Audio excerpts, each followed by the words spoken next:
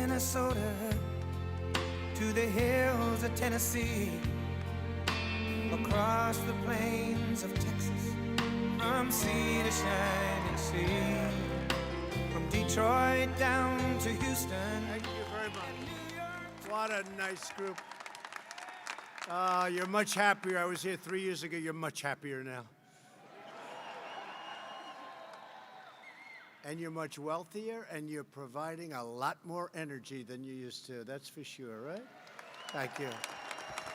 You know, Harold is a very successful man, and I was with the great football coach, Barry Switzer. I think he might be the only one. He won in the NFL, and he won in college, right, the championship. But Barry is a great guy, great coach, and he's one of Harold's best friends. And Harold was coming into a meeting, and I was talking to Barry, and he said about Harold, you know, sir, that guy can take a straw, probably the plastic ones before they changed. I don't think it would work. The paper straws aren't working too well. Sir, he can take a straw, and he can put it into the ground, and oil comes out. And other companies, they spend billions looking for oil. They want to find that oil. They just spend billions, and they can't get it. But this guy puts a straw in the ground. I said, how cool is that, right? But that's my friend Harold. He's a great gentleman. I learned a lot about energy from him. But it's wonderful to be here back in Pittsburgh. By the way, go Steelers, go Steelers. Big Ben, I guess Big Ben is recovering. I know Ben, he's a great guy. He's a tough cookie. And he'll be back, right? He'll be back. Big Ben. And you have a great ice hockey team, too. You have a great ice hockey team. Sidney Crosby, the whole group, you know, they were at the White House not a long time ago. And they came in, and they are a great group of people. So you have great sports place and great sports town. But I'm here with the incredible people who fuel our factories, light up our homes, power our industries, and fill our hearts with true American pride. That's you. And by the way, you guys sit down. Thank you. Sit down here. We'll be here for a little while. I like energy people. Energy people have a lot of energy, unlike some people I deal with. They got a lot of energy in more ways than one. Nobody does it better than the hardworking men and women of Marcellus Shale Country.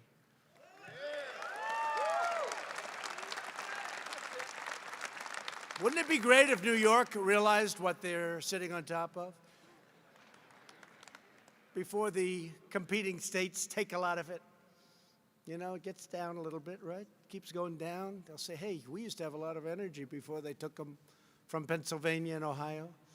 But New York should do it, and New York should allow pipelines to go through so the people of New England can cut their energy costs in half, so the people in New York could cut their energy costs in half. New York doesn't allow pipelines to go through.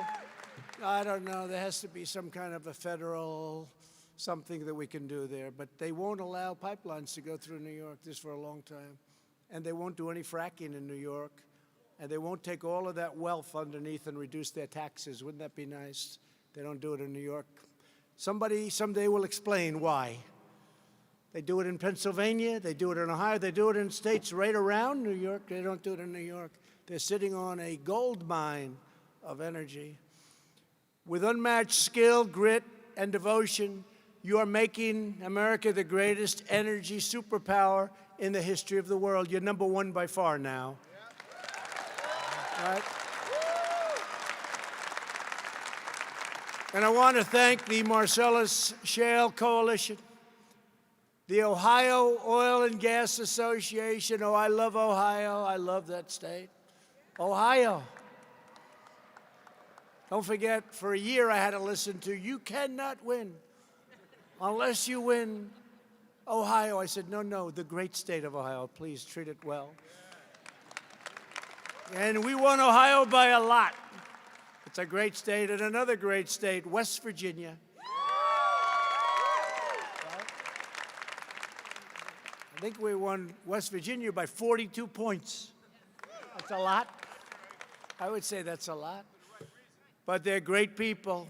And West Virginia Oil and Natural Gas Association, I want to thank you for the invitation to be here today two great groups. We're honored to be joined by members of my cabinet who are fighting every day to support the American energy revolution. By the way, if the other people ever get in, everything I said, forget about. You won't have money to pay for a ticket to this place. You'll all be out of business very quickly. In the meantime, you're doing better than you've ever done. But I have cabinet members here, Interior Secretary, largest landlord in the United States by a factor of about 200, David Bernhardt. Where's David? David, thank you, David. Stand up. What a great job.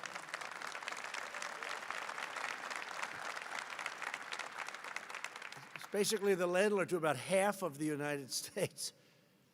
A friend of mine, a great gentleman, he's going to be leaving, and I'll tell you, there's one that's going to do well, but he's been right from the beginning. We're almost 3 years now. Energy Secretary Rick Perry. Rick, great guy. Great guy, great competitor. I ran against Rick. He was nasty. He was tough. He was tough, but he was a gentleman. And when he decided that it was time to do something else, there was nobody that could have been nicer. He's been a tremendous asset to the administration. And he was a great governor of Texas. And he's been a great job with the energy. And that includes nuclear energy. Really fantastic job. Thank you, Rick.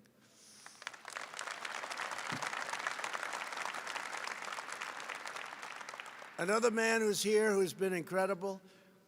He is a man that no matter what you do, it's never going to be considered right, because one group will like it and one group won't, but he's really tough. He's really smart. By the way, he loves the environment. EPA Administrator Andrew Wheeler. Andrew, you've done a fantastic job. And he's right now working on small refineries, getting them everything they need to stay, because it's a highly competitive business. We want to keep them really prosperous and keep them in business. And so I know you're working on that. And he's dealing with them, I think, this week and next week. And you'll hopefully have something for the small refineries. Anybody here from small refineries? Yeah, a couple. Not too many. Oh, forget the small refineries. We don't have. Now, you're going to take care of those small refineries. They're great people, right? And they've really been incredible for our country. Several outstanding members of Congress. These are warriors. These are people that fight with me all the time on the witch hunts. I've had the Mueller witch hunt, the Russia witch hunt. I have witch hunts every week. I say, what's the witch hunt this week? They can't beat us at the ballot box. They cannot beat us at the ballot box. So they want to try and beat us the old-fashioned way, which is not very nice. They are a nasty group of people.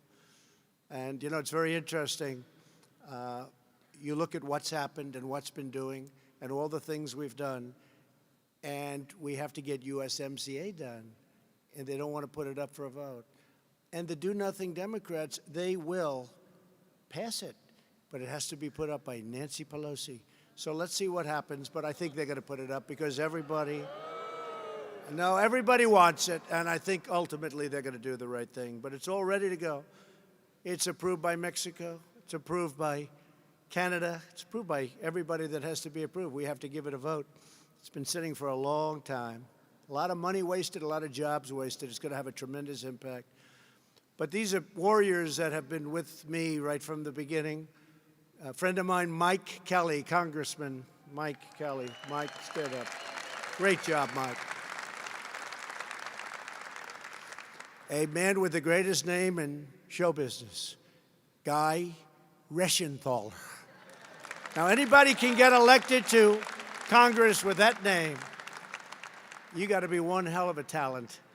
When you can have that name and get elected, I'll tell you what. But he's a warrior. They're all warriors. This group is incredible. I won't say it about every group. Some aren't warriors, but this group is incredible. It's called Pennsylvania. It's in the genes. It's in the blood, right? It's in the blood. Another terrific guy who is always there, Lloyd Smucker. Thank you, Lloyd. Great job. G.T. Thompson. We have them all today, huh? G.T. We have them all. The great John Joyce. John, thank you. Great job. Thank you, John. Dan Muser. Thank you, Dan. Thank you. Guy looks like Cary Grant, doesn't he? Have you ever been told that? It's not a bad compliment, I must say. Today we have Tom Arnold, and those days you had a little different. Those days you had Errol Flynn, Cary Grant, a little different, but today we're doing better in so many different ways. And, of course, somebody that fights like you've never seen before, Fred Keller. Fred. Thank you, Fred. Great. Doing a great job. Thank you all. I mean, these are fantastic people. And David, where's David? Is he there? Where's David? What happened to him? We won't mention his name. He's in the back. Pretend that I didn't say it. When I last spoke at this conference in 2016, American energy was under relentless assault from the previous administration. You know that so well. More than a third of all of the coal mining jobs had vanished. A moratorium had been placed on new coal leases on federal land. Drilling and mining on federal lands was blocked and restricted at every turn. Desperately needed pipelines were obstructed and denied. Federal regulations and bureaucrats were working around the clock to shut down vital infrastructure, projects, bankrupt producers, and keep America's vast energies and treasures buried deep underground. They didn't want to let you go get them. So good for the American people in so many ways. I promised that as president, I'd unleash American energy like never before, because our natural resources do not belong to government. They belong to the people of this country.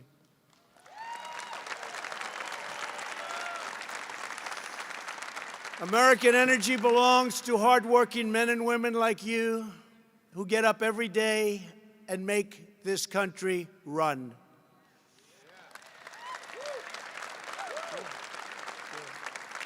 Today, I'm proud to declare that I've delivered on every single promise I made to this conference 3 years ago, and much, much more. Everyone.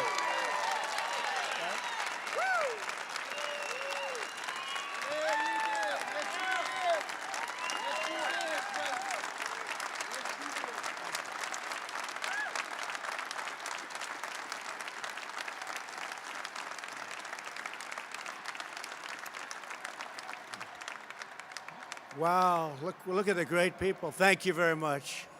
4 more years. Why don't you drive them crazy? Go 16 more years, you'll drive them totally. 16 more years. Thank you. Thank you. We're now energy independent. Who would have thought that? That wasn't going to happen for a long time. We've ended the war on American energy. And we've ended the economic assault on our wonderful energy workers. You were under assault for a long period of time, but no longer. No longer. That's why we have to keep it going. Because if you talk about assault, it was nothing compared to what would happen if one of these people got in office. What they would do to you would be unthinkable. And what they do to this incredible profession that you're in, but this segment of the economy that's so big and so vast and so many jobs would be just absolutely terrible. Hard to believe they're even talking the way they're talking. And in many ways, I think it actually would be worse than they're even saying it will be. In the process, we set off an economic boom of truly historic proportions, bringing prosperity back to cities and to towns all across America. Not only energy. Energy was just the first step in so many other ways, but without energy, it all doesn't happen. In my first week in office, I approved permits for the Keystone XL and Dakota Access pipelines.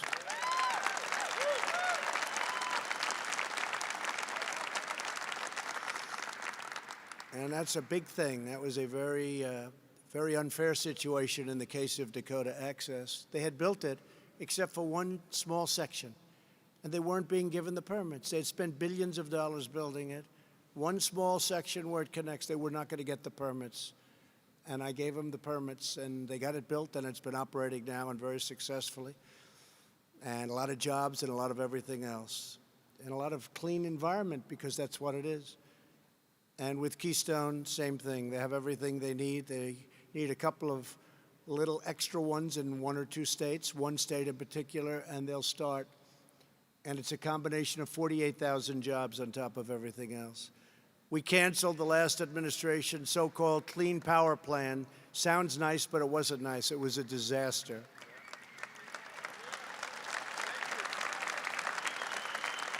Which would have cost Americans nearly $40 billion a year and caused electricity prices to soar to double digits while cutting coal production by almost 250 million tons. We repealed the Interior Department stream protection rule, which was a disaster. It sounds so beautiful. It sounds so beautiful, and it was so bad, which would have cost businesses $1.2 billion and was a backdoor attempt to destroy the American coal industry, which is now starting to thrive again, which we're very happy about.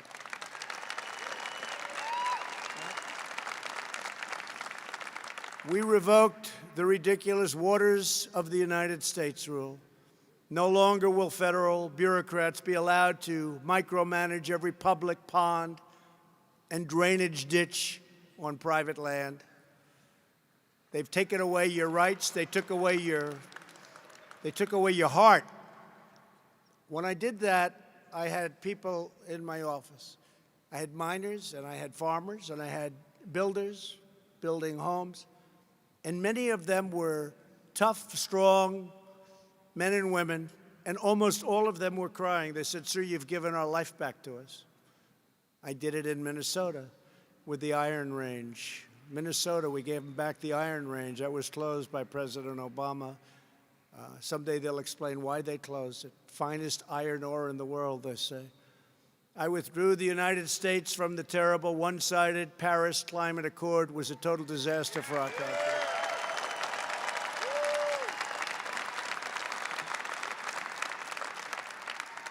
And I thought when I did that, it would be very tough.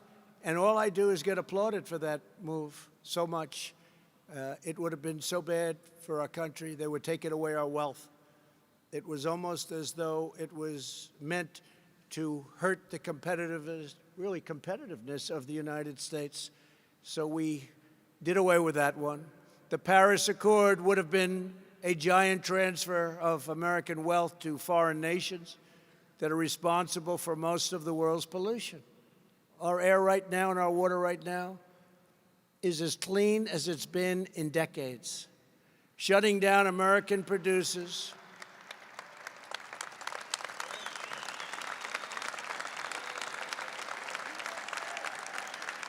The Paris Accord would have been shutting down American producers with excessive regulatory restrictions like you would not believe, while allowing foreign producers to pollute with impunity. They were allowed to do what they were doing. I'm proud that today the United States is among the very cleanest air and drinking water on earth, anywhere on earth.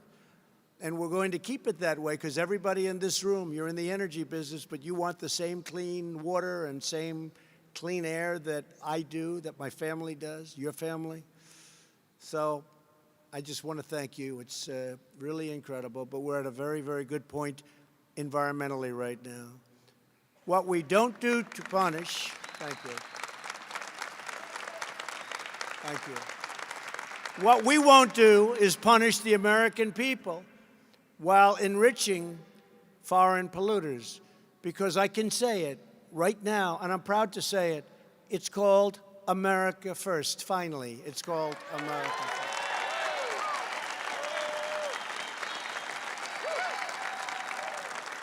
My job is to represent the people of Pittsburgh, not the people of Paris. We're opening federal lands and offshore areas for responsible oil and gas production. And I opened ANWR to oil and gas in Alaska. You know, the ANWR site's one of the biggest in the world. And nobody could get it approved, including Ronald Reagan. They could not get it approved. I got it approved. And it's one of the great potential sites anywhere in the world. Nationwide, the Interior Department, thank you, David, has been drilling permits, and you've seen drilling permits increased by over 300% since I've been in office, and we are issuing permits 3 times faster than when I first took office, and that number is going up, and we're doing it in a very environmentally responsible way. David, thank you. Thank you. Oil production on federal lands is at an all-time high, and revenue to the American taxpayer from energy development has nearly doubled since I took office. Think of that. Thank you. We are streamlining the EPA's oil and gas methane rule. Don't pay attention. Don't pay attention. Saving energy producers millions of dollars in compliance costs while maintaining sterling environmental standards like never before. Yeah, don't hurt them. Don't hurt them, please. They don't know they're dealing with very tough people in this room.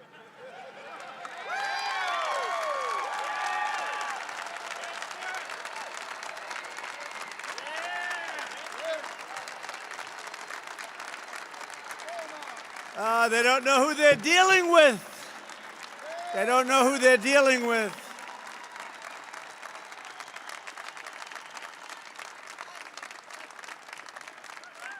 They just don't understand. All right, go home to Mom. Explain to Mom that you tried to take on very powerful people, and many of them physically as well as mentally. That's not a good thing to do, not in this room. Be careful. Make sure you don't hurt them, please. Thank you. We're also slashing the time it takes to get a permit for building critical energy infrastructure into just a tiny fraction of what it took before. America built the Empire State Building in just 1 year. Believe it or not, in 9 months. Can you believe that? They don't do that today. It should not take 10 years to get the permits to build a road or a pipeline. We've brought that number way, way down, way down. And in Texas, we're working very, very hard to get those pipelines approved environmentally.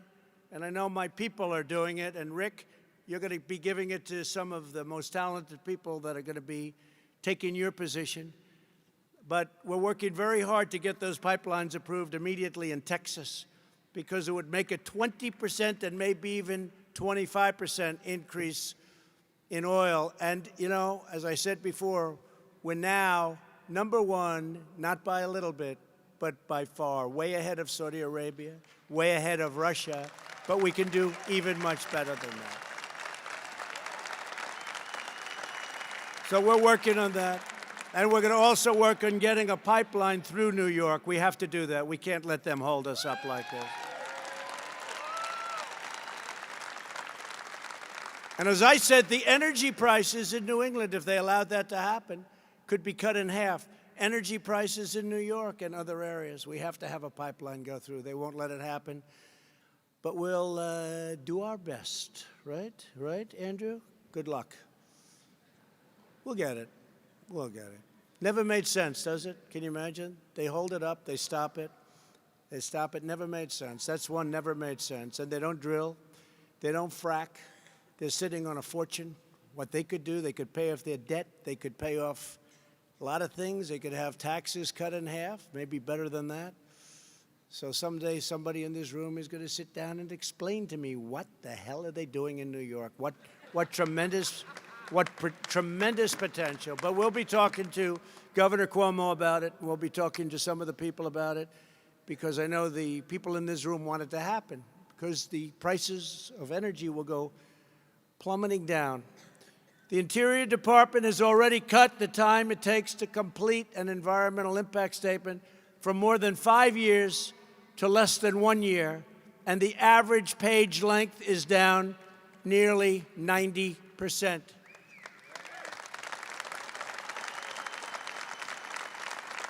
I know all about environmental impact statements. I've done many of them. And then I see the same consultants that I'm paying up in places like Albany and different capitals of the states. And they're working to make the rules much tougher so that we have to hire them to get our permits. but we're trying to cut it way, way back because I want you people to be able to move fast. And you know what? If you have a bad project, if you have a bad road, if you have a bad pipeline, if you have a bad well, I don't want you to get the permit. But you don't have to wait for almost an entire lifetime to be told no. We'll tell you in a year or less. And if you can do it, we'll tell you in a year or shortly more than a year. But we've brought roads. I mean, roads are under consideration for, we have roads 21 years, 22 years. They end up costing many, many times more. Instead of a straight line, there's one particular road. It looks like this. If you've had a couple of drinks, you're in big trouble. It ended up costing many, many, many, many times the cost. Took 21 years to get approved, and they circled the nesting of, you know, things you want to save, you want to help, but you also have to worry about ourselves. So they have a road, instead of a straight line, they have a road that looks like the Indy Speedway. It's not a good situation, and we're trying to do away with that. And we're very close to getting it. But permits that took 17, 18, 19 years, we think we can get. We're down to 2 years, and we think we can get it around 1. And you may get rejected, folks, but it's going to be fast. I have a friend who's been waiting 22 years to get a permit for something. I said, you know, he's devoted half of his life to getting one permit. And then in many cases, you don't get them. They vote no by a vote of 3-2. Guy spent 22 years. I told him, I said, you got to find another profession. But now he doesn't, because we're moving those time limits up like nobody can believe. At long last, we're reclaiming our American heritage as a nation of builders. You were stopped from building. They really stopped you. They really stopped you from building. You know what I mean. And with the help of our pro-energy agenda, and by the way, you'll never have another president like me. Okay? You'll never have. That's for sure. You'll never have another president that's going to do this stuff. Because I was a builder. It's what I did the best. I built. I really built good. I built under budget. I built ahead of schedule. You don't hear those words too much in government. But I built. And I understand what you go through. I understand how you're ruined, how you're destroyed. I also understand how bad it is for our country. But all of you here today have achieved something that everyone said was impossible. You've helped make America the #1 producer of oil and natural gas on planet Earth, by far.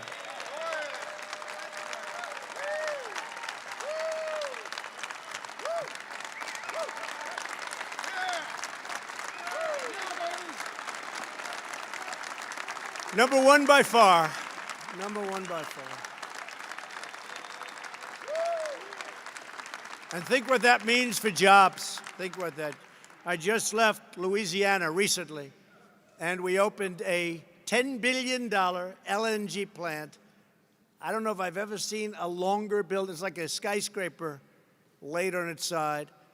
It is the most incredible thing you've ever seen. More pipes in that building that nobody would realize how complex it is. But it took years and years, and it was a dead project. And I had it approved almost immediately. You know what we're talking about, fellas. And it just opened. And I went and we cut a ribbon. And it's a tremendous success. And now I think they're going to double the size of that. They're going to double it. It's already about the biggest in the world. But they're going to double it. It's doing phenomenally well. It's sold out for 25 years. You know what that means? It's like an office building, except more money. Can you imagine? I never understood that. When they said it's sold out, they sold it out. Other countries have purchased the LNG, but now they're going to double it up, and they're going to build another one. And we have, in Texas, we have so many things happening. It's so exciting. We have a tremendous potential in our country. People don't realize. They think we're doing well. When these trade deals become ripe, when we get them finished with China, we're doing fantastically well, fantastically well. When we get them finished with Mexico and Canada, USMCA. When we get some of the other ones, as an example, we finished it with South Korea. What a difference that has made. That was a Hillary Clinton deal. She said, this will produce 250,000 jobs. And she was right, except the jobs were produced for South Korea, not for us, okay? She didn't tell us she meant South Korea. She said, this is good for 200. What a horrible deal that was. Our deal with South Korea. We've essentially terminated it, redone it. Brand new deal, you guys know. And it's now a really great deal. But that was a disaster. 250,000 jobs it will produce, I remember her saying. And then it turned out that it was for a different country. We don't like those deals, do we? For the first time in more than 60 years, we are an exporter of natural gas, and our net energy imports are the lowest level in more than 60 years.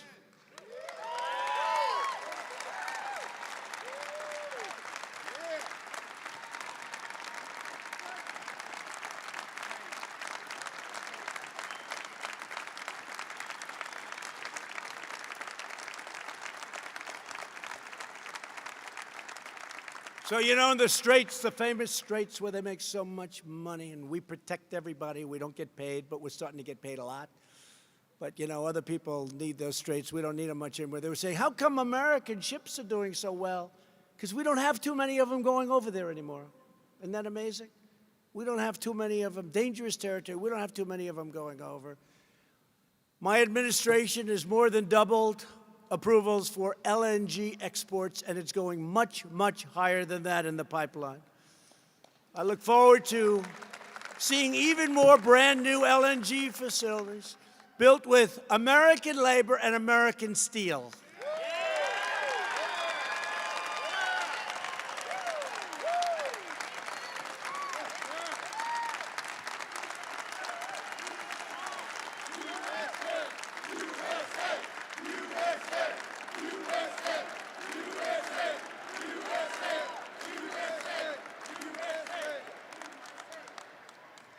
You know, with the pipelines that we approved, I said I want them to use American steel, like on Keystone. I said I want them to use American steel. And they came to me, they said, so we have a problem. They already bought it. They've got it. They just can't get their permits. Can you believe it? They had the pipeline. And so it was a little bit tough to say, bury it, and we went. So I gave them a little break. What am I going to do? But we'll write right on the bottom. Somebody said, well, that's a little bit complex. I said, no, it's not. Give me a pen. You must use American steel.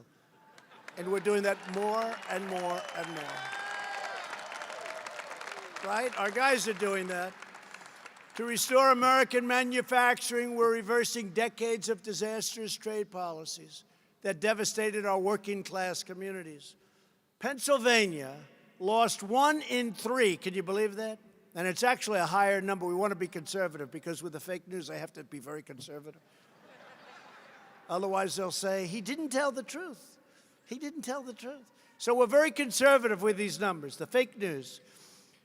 But Pennsylvania lost more than 1 in 3 manufacturing jobs after a twin disaster took place, and that's NAFTA and China's entrance into the World Trade Organization. That was a disaster. China was mainlining, and then all of a sudden, it went up like a rocket ship because of a certain politician that came up with the idea for the WTO. That was not a good idea. May have been worse than NAFTA, and I never thought anything could be worse than NAFTA. We're standing up for our great workers, and America is winning, winning, winning once again, and we're winning. We're winning, and we're respected again. We're respected. You know, respect is a part of winning. We're respected again as a country. We're not laughed at, and it's getting more and more that way, and you know it, and I know it, and you know, most importantly, other countries know it. They know it. After losing 60,000 factories, so when I first saw that number a few years ago, I said, that can't be right. I got to be careful because I have these people back here. And they'll say, it's not 60, it's like 5, right? It's 60,000. So I had it researched and checked. And you know it's right when they never correct you. I've been saying it for years. It's true. It has to be right. Otherwise, they'd say, he's not telling the truth. But after losing 60,000, it's not even possible to believe that much.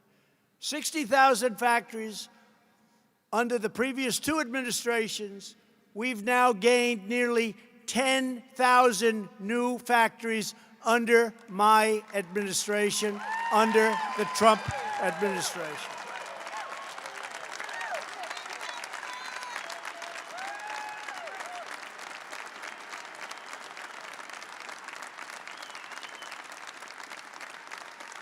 And NAFTA that we've been talking about will be replaced with the USMCA, which will really be a historic win for American energy producers, farmers, and factory workers of all types.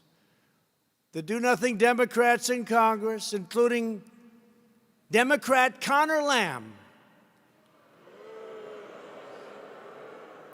This guy talks so nicely about me. He's like got my policy, except for one problem. He never votes with me, never, ever, ever. They want to take away your guns. Connor Lamb wants to take away your guns.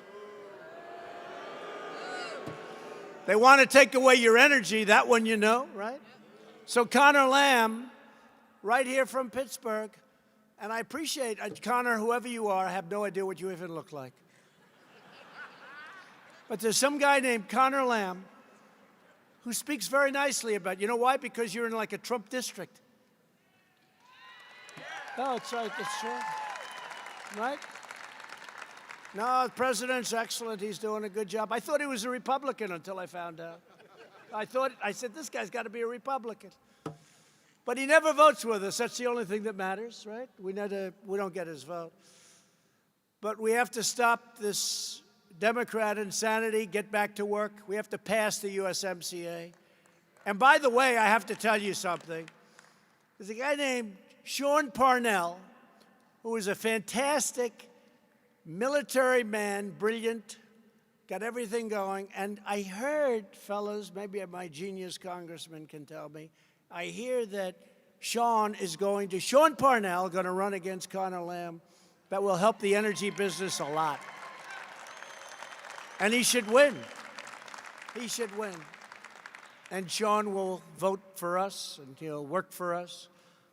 Industries are racing back to America because we've made this the best place in the world to hire, to invest, build, and to grow. We've enacted fair trade policies, unlocked affordable energy, cut a record number of job-killing regulations, and made our tax code globally competitive. Our taxes were a disaster. You couldn't compete with other nations. Since our tax cuts were passed, the largest tax cuts in the history of our country, the Democrats want to raise your taxes. I don't know, how does that work politically? I haven't figured that one out. They want to raise your taxes. I talk about tax cuts. They say, no, we want to raise your taxes. You know, they're vicious and they stick together, but they're lousy politicians, I will tell you. It's true. They got two things. They've got two things. They stick together and they're vicious. Their policies are horrible. Open borders, sanctuary cities, take everyone's guns away. But they do. They stick together. They don't have a Mitt Romney in their midst. They don't have the Mitt Romneys of the world. They stick together better than the Republicans do. I love the Republicans. 94 and 95% approval rating they gave me recently. But still, they don't stick. We got to stick together. We got to stick together. Right? Since our tax cuts were passed, nearly $1 trillion have returned from other countries back home where it belongs. Think of it. We've gotten $1 trillion with a T, $1 trillion back from overseas, from other countries, that instead of spending the money over there, the reason was it was prohibitive. You couldn't do it. It was bureaucratically impossible, and the tax rate was so high, nobody would do it. Now the money is pouring back into our country. They're using it for lots of different things. $1 trillion is going to be much more than that. Massive new investments are bringing thousands of energy jobs to states like Ohio and West Virginia that we mentioned, that we love. New Mexico, which I think we're going to win.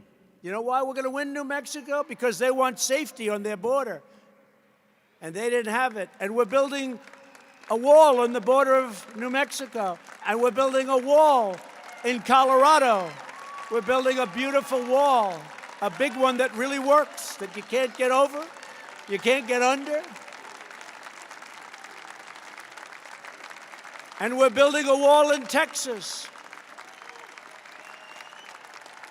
And we're not building a wall in Kansas, but they get the benefit of the walls that we just mentioned. And Louisiana is incredible. We have a great race in Louisiana.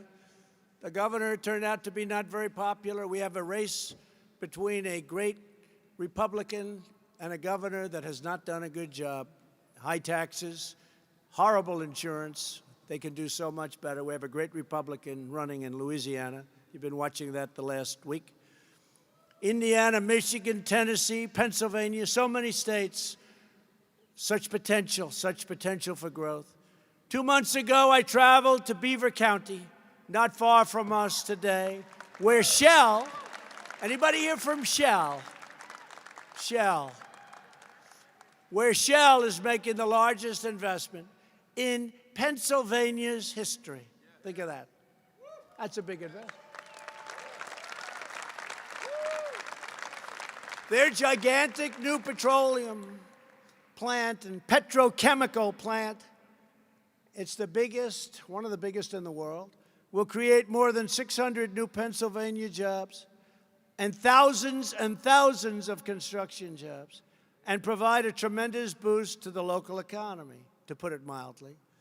A similar $10 billion investment will soon, we believe, got to get a little more push, be coming to the great state of Ohio.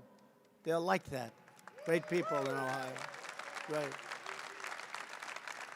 And our goal is to bring 100,000, that's a lot of jobs, energy jobs, to Appalachia and to rebuild this magnificent region. And it is a magnificent region with magnificent people, which was forgotten for too long by the Democrats. And they get votes. The Democrats would get votes. And remember what I said. What do you have to lose? I said it to Appalachia, and we did tremendously. I said it to our great African-American community. I said, what do you have to lose? You have the most crime. You have the worst education. You have the lowest home ownership. You have all these horrible statistics I'm reading. And then I said, what do you have to lose? Now the African-American community has the lowest unemployment numbers in the history of our country. They have the best employment numbers in the history of our country. They have their best poverty numbers in the history of our country in the positive sense. And I think we're going to do great with the African-American community and the Hispanic community, which has its best numbers that they've ever had. Their median income, Hispanic median income, is the highest it's ever been, over $50,000 per person.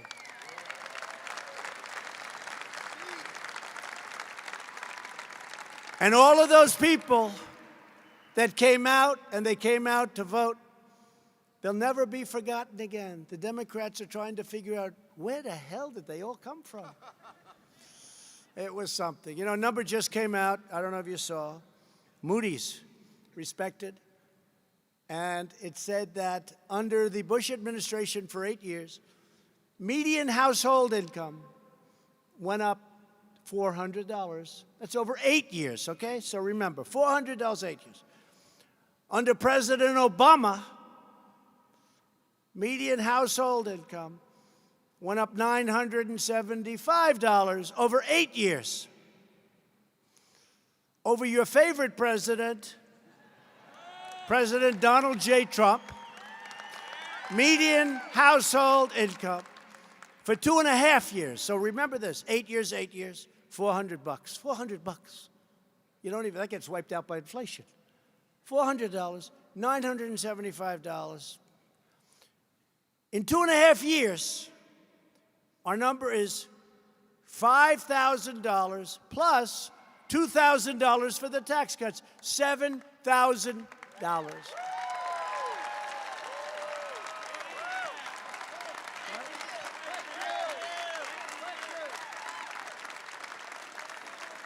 How do you lose that debate? How do you lose that one? When you're up debating, how do you lose those debates? But we're very proud of those numbers, very, very proud of what's happened with unemployment for African American, for Asian and Hispanic. The numbers are the best in the history of our country. With American energy once again powering our prosperity, the United States has the hottest economy, recognized by everybody, anywhere on earth. These leaders from other countries, prime ministers, presidents, kings, queens, and dictators, they just don't want to be known as a dictator. Actually, some do, but they don't want to be known as a dictator. But they come in and they say, President, we'd like to congratulate you on the economy. They're trying to copy us. They say it won't work. Because we have the greatest people on earth. We really do. We have the greatest people on earth. I really believe that. Since the election, we've created more than 6.4 million new jobs, including more than 240,000 jobs in Ohio, West Virginia, and Pennsylvania.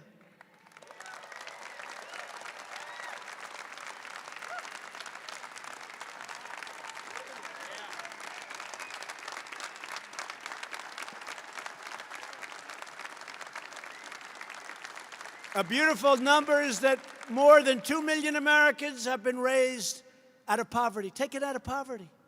Wages are rising, and they are rising the fastest of all. A lot of you people are going to like this, for the blue-collar workers, the best proportion of anybody. Blue-collar. In the first half of this year, wages for the lowest income workers increased by more than 6%, an unheard of number. Unemployment is at the lowest rate in more than 51 years. Joining us today are a few of the hardworking Americans who are thriving thanks to America's booming energy sector. Andrea Brownlee owns and operates a trucking company that services the natural gas industry. Andrea, she's seen growth in her company. She's seen growth in the energy industry like she never thought was possible. Could you come up and say a few words, please, Andrea?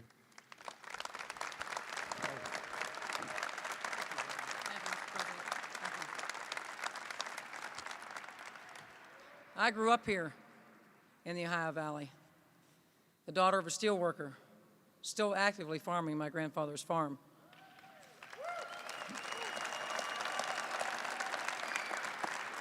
I own Brownlee Trucking, a small business providing logistics services to the ever-growing natural gas industry here in western Pennsylvania, which has allowed us to provide more jobs and opportunities to provide quality health insurance and benefits for our employees.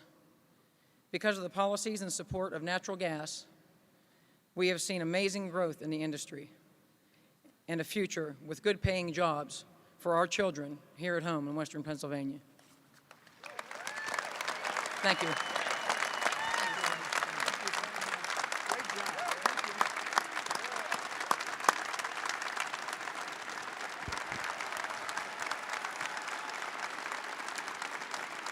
They like you.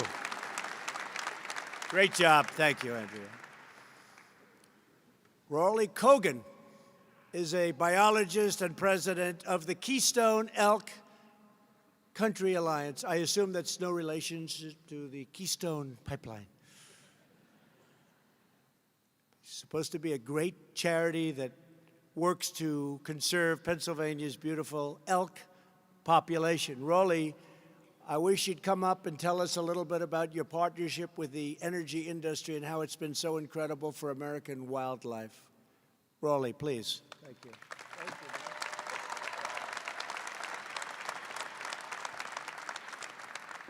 Thank you, Mr. President. Ladies and gentlemen, don't let this hat fool you. I'm a born and bred, Pennsylvania proud country boy.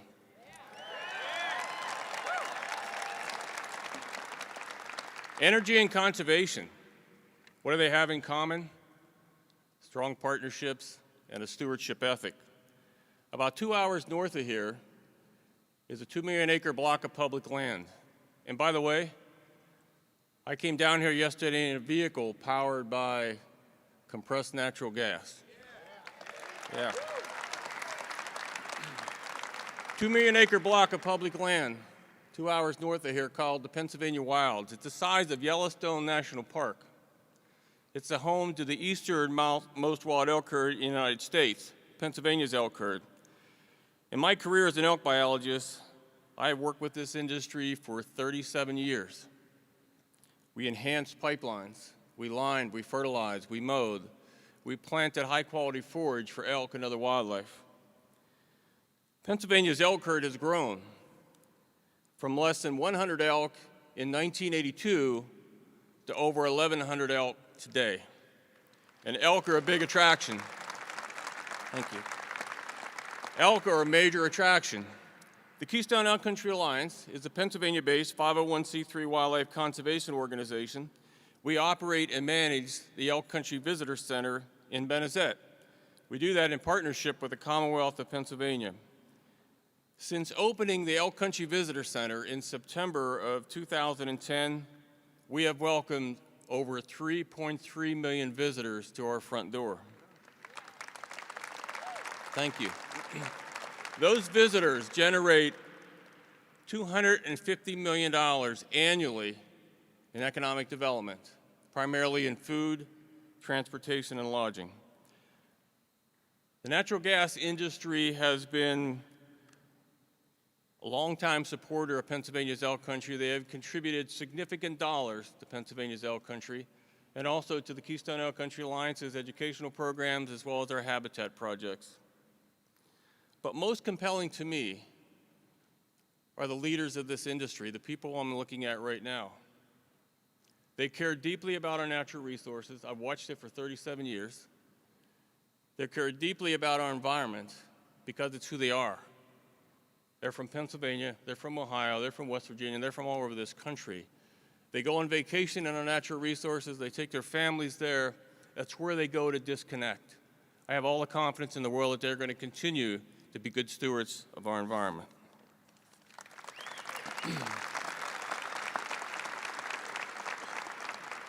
Energy and conservation. There are long-standing partnerships, and I value our partnerships. I applaud your conservation ethic, and I am genuinely appreciative of your leadership in making our country energy independent. Thank you. Thank you, Mr. President. Thank you, Rolly. Thank you. Thank you very much, Rolly. Finally, Bonnie Moore runs a farm in southwest Pennsylvania that has been in her family for more than 2 centuries. That's a long time. That is a long time, Bonnie. Over the years, Bonnie could do nothing but watch as economic decay drained her community of its vitality. It drained her community of its people and its wealth, but now it is springing beautifully back to life. Bonnie, please come up and tell us about what's going on, please.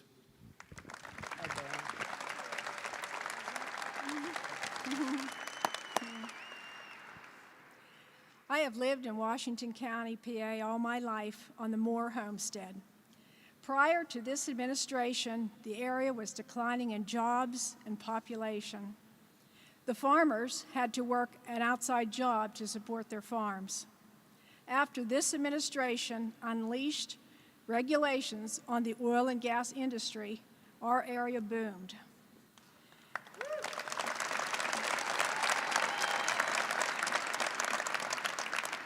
We had job growth, supply chain growth, and the landowners were compensated for allowing the energy companies to use their properties.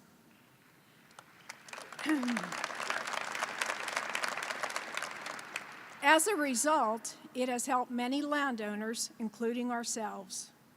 We were able to purchase another adjacent farm with the compensation these energy companies provided, updating buildings and equipment. I want to thank President Trump and his administration for revitalizing and saving our area and America.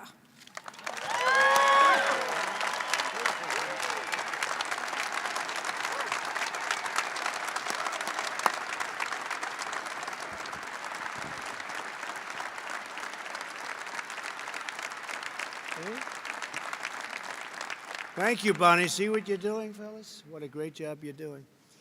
Thank you very much, Bonnie. A thriving energy industry not only benefits hardworking Americans like Andrea and Raleigh and Bonnie, who live in shale country, it's also an enormous benefit to citizens all across our country, all across our land.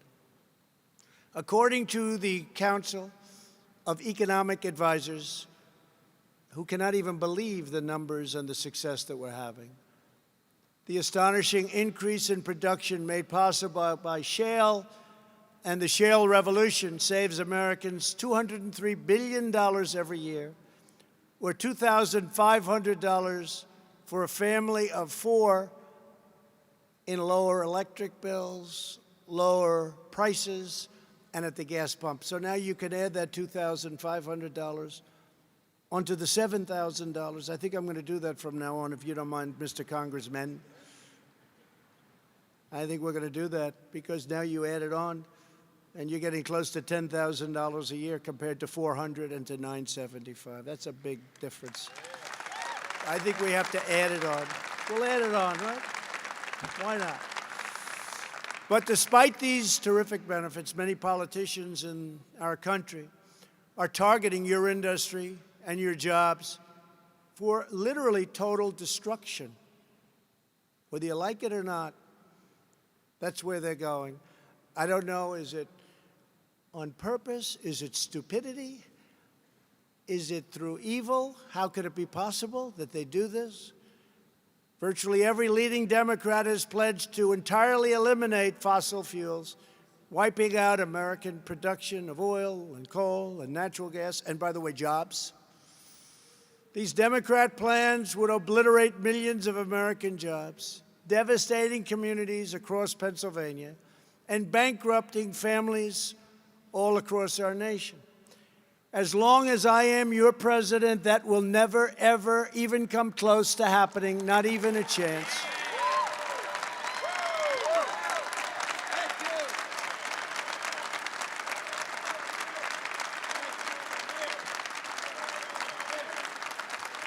Thank you. Anti-energy zealots are blinded by ideology. Democrats want to ban shale energy, but shale energy has reduced America's carbon emissions by 527 million metric tons per year. So what are they doing? A much better record than the European Union, which is always telling us how to do it. We should be telling them how to do it based on our economy. The radical policies of Democrats in Congress would result in massive layoffs, exploding energy prices, and a gigantic gift to our foreign adversaries. Oh, they want us to do it so badly. Because our businesses would no longer be competitive with their businesses. Some people think that that's why they come out with all of these schemes. Our vision is the exact opposite of what they want to do. Our vision is pro-worker, pro-jobs, pro-family, pro-energy, and 100% pro-American.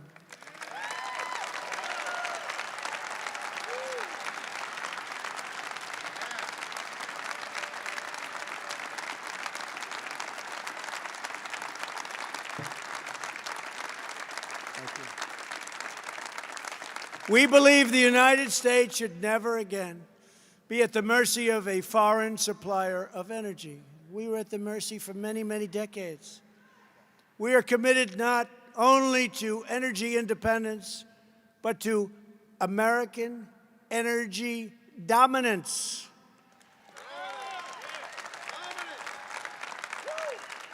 And the path to that future starts right here in shale country with all of you, the proud patriots of Pennsylvania and Ohio and West Virginia.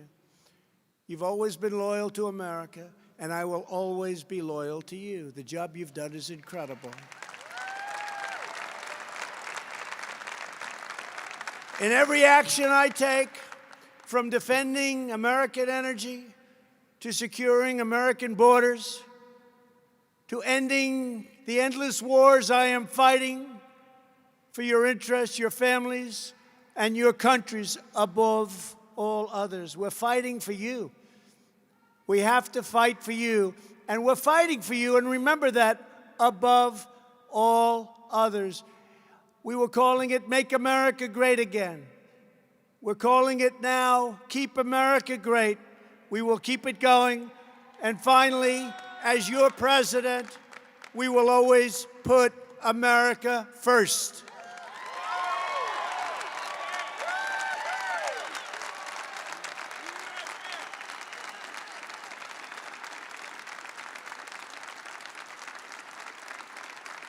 Thank you.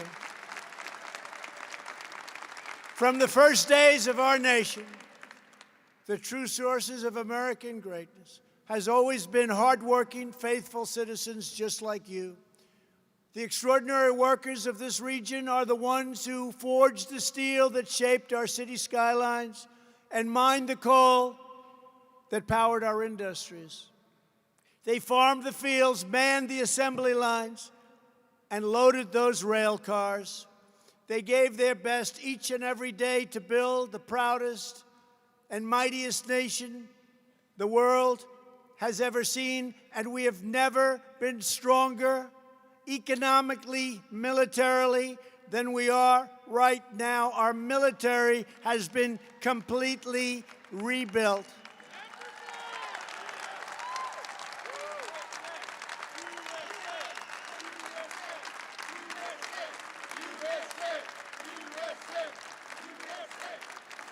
It was their labor and their sweat that fueled America's rise. And it's your sweat and your skill and your soul and your love that are fueling the greatest comeback by far in American history. That's what we're doing. Greatest comeback we've ever seen. We are stronger today than ever before, and we will be even stronger tomorrow. You have to see what we have planned for our great country. Because we are one united team, one united people, and one United States of America. I will never stop fighting for you because I know that you are the ones who are rebuilding our nation. You are the ones who are restoring our strength. You are the ones renewing our spirit, and you are the ones who are making America greater than it has ever been before, and it's not even close. And congratulations to all of you, our great energy people, for what you've been able to accomplish, especially in the last 3 years. Thank you, God bless you, and God bless America.